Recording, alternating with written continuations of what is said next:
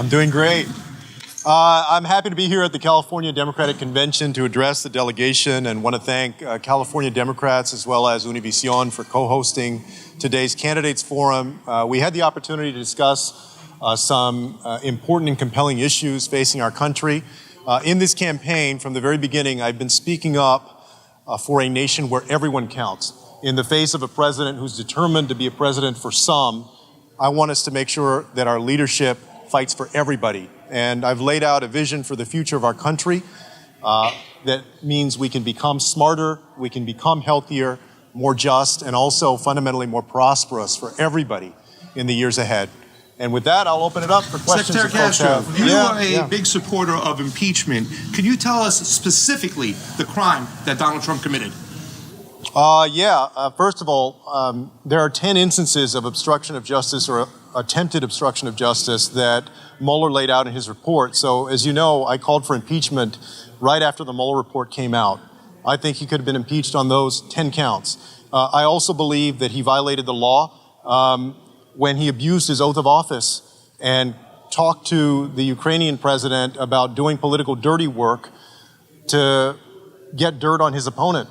I think that was a violation of his oath of office and that he should be impeached for that. Secretary Castro, the order of the primary states recently, what do you think the order should be? What states would you like to see go first? I actually would like to see a process that makes sense, that the DNC puts in place. You know, if you think about it, what we've been fighting for as Democrats is to expand the franchise.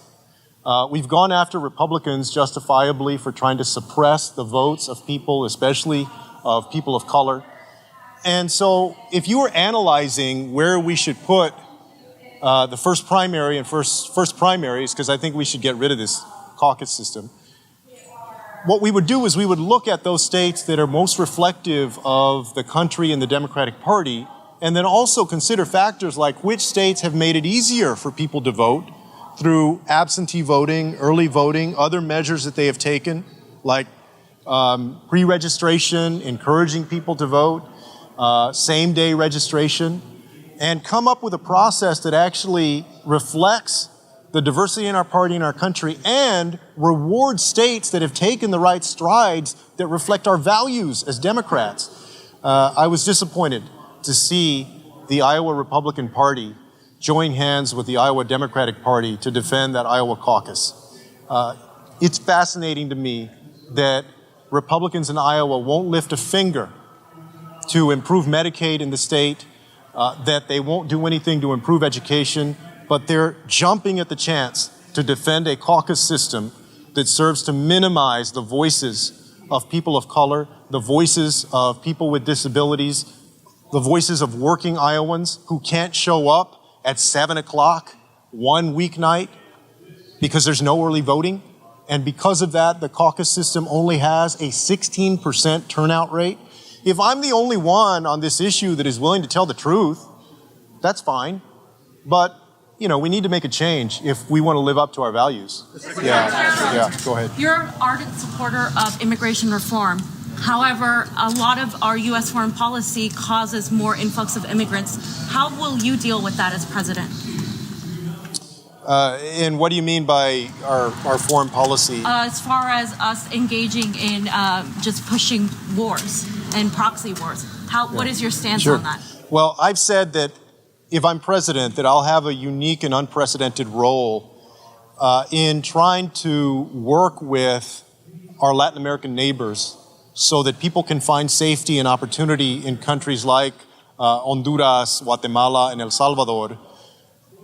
You know, I've called for a 21st century Marshall Plan so people can find safety and opportunity at home instead of having to make the dangerous journey to the United States. On stage, we had a conversation about Mexico. For those of y'all that follow what's happening at our border, over the last couple of months, people have noticed that there's more of an influx of Mexican nationals. And for a long time, you know, most of the people that have been coming from Central America, but now we're seeing an uptick in Mexican nationals. Part of that is related to the lack of security again and the flaring up of this violence, as well as poverty. We need to work with Mexico as well to continue to ensure that people can find safety and opportunity there at home so that they don't feel compelled to make the journey north to the United States. That's the kind of approach. Instead of the United States blaming or scapegoating these countries, we need to get serious about working with them to solve the challenge. Here and then there. Here and then there. You didn't qualify for the ENC debates next week. Just what's your reaction and why do you think that was? I'm going to keep working hard. We have one more chance before the Iowa caucus. We got one more chance in December. I answered this question on stage that there are a lot of people in our families that have had to work a lot harder and make sacrifices so that I can even be in the position that I'm in to get to run for president. I think about my mother when she was running for city council in San Antonio, and at that time, a woman or a person of color couldn't even get elected to the city council. And now her son has the opportunity to actually run for president and to to influence the race. That says something about progress in our country, and that's worth fighting for, and I'm going to continue to do that. Also, whether I'm on that debate stage or not, this campaign has influenced this race. I influence all of the other candidates on immigration. That's clear. I've influenced all of the other candidates when we talk about questions related to police use of excessive force, police brutality. If there's a housing question that is asked, and I think there may well be in Atlanta next week, in part I think it'll be because we've kept pushing for the media to ask a housing question when we see communities like Los Angeles and this area that are dealing with homelessness like never before. So I've influenced this race already, no matter what happens on that debate stage in November. And I'm going to keep fighting on, especially for the most vulnerable Americans and people that are often forgotten about. That's worth fighting for. Two-part question. The first part is, why are you just now speaking about the problems with the early voting states? Why not talk about it early when you first announced? And why, it seems like now that you're not doing as well as you would like to in the polls, you're bringing it up. And the second part is, do you think your fellow Democrats lack any courage for not jumping to your defense about the process? Thank you for the question. First of all, the reason I'm speaking out now, nobody has cast a single vote in Iowa. There's still 10 weeks left until the caucus. 10 weeks, as I've said on stage today, is a lifetime. It's 10 lifetimes in politics between now and February 3rd. Y'all see right now that this race is in more flux than it's ever been, okay? People are just getting in. Some people that are just getting into this race are not going to be on the debate stage either on Wednesday. So your question, though, to answer it directly was, why am I speaking up now as opposed to earlier? Because now I've actually had the opportunity to go and visit almost 30 states. I have been running for president for more than 10 months.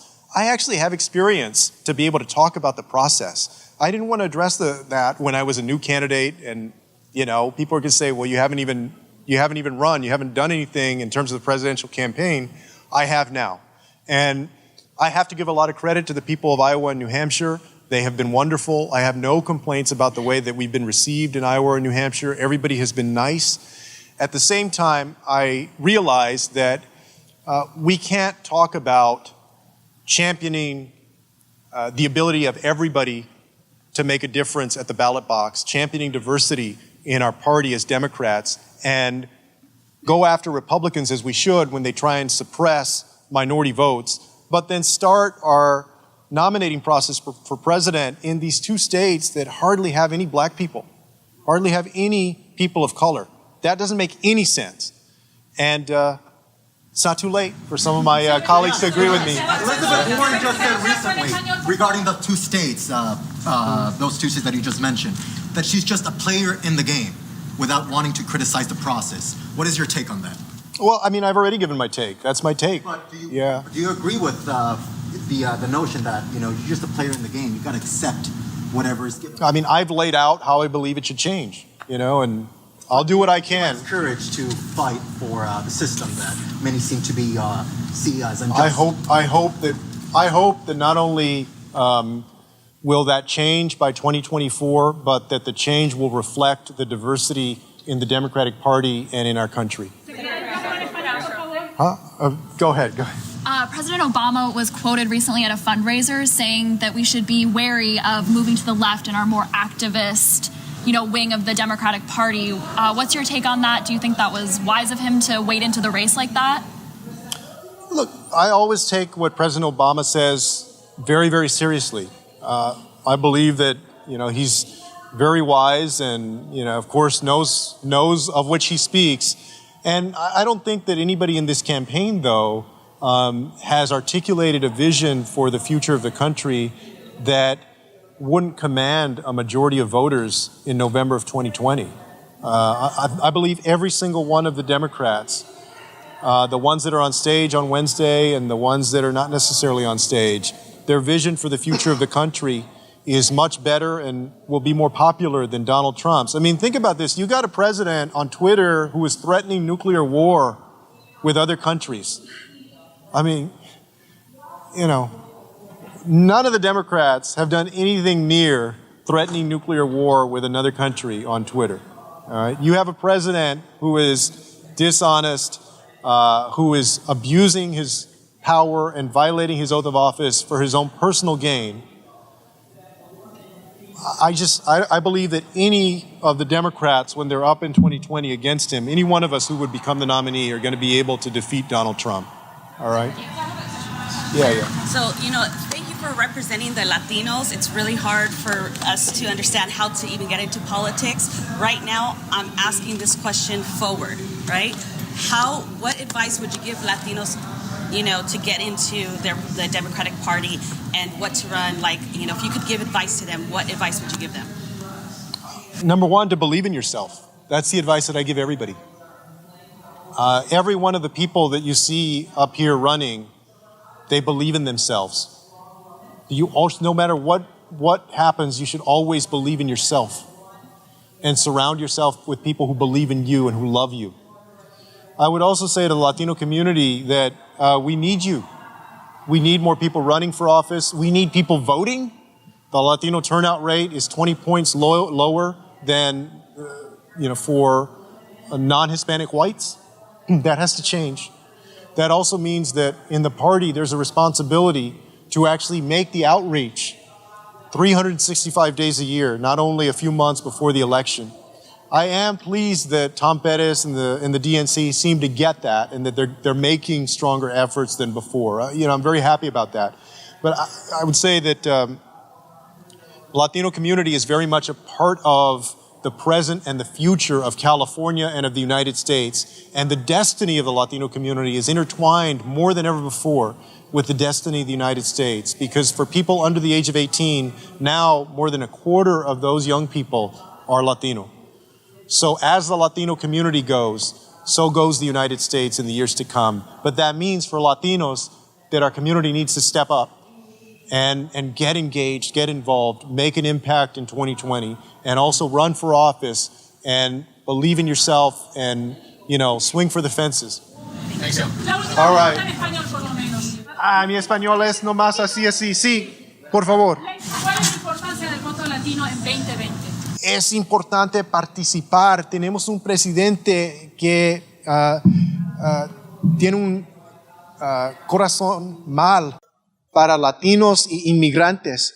Si usted quiere reformar el sistema migratorio, invertir en educación, en empleos y cambiar el presidente, el que es presidente, es necesario votar. All right? There you go.